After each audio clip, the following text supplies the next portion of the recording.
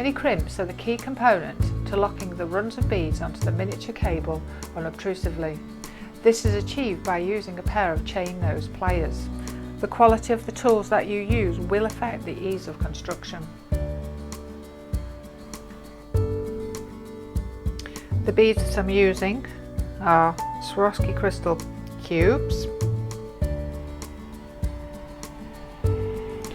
4mm roundels, sterling silver, 3mm roundels,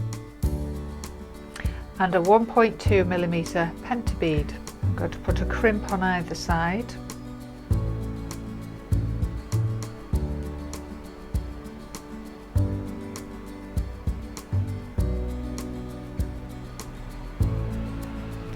I'm going to centralise the work before I crimp it in place. Take my chain nose pliers and a gentle squeeze.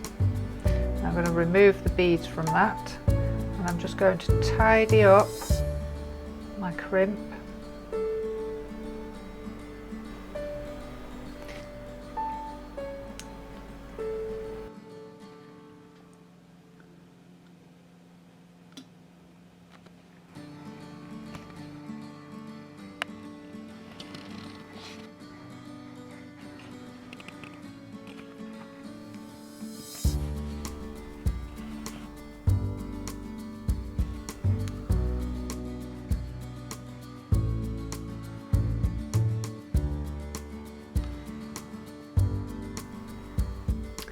I've cut the total length of my necklace to 43 centimetres, which makes for an average length of necklace when I have the catches on, and the jump rings attaching the catches will make about just over 17 inches in length, about 44 centimetres length of necklace.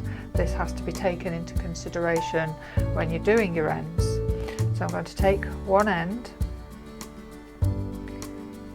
and grip the end of the cable with my nail, and then I'm going to take this 3 prongs, one on one side and 2 on the other, and I'm going to take the centre one first and just gently fold it down, and then I'm going to take one from the other, a prong from the other side, and squeeze that over,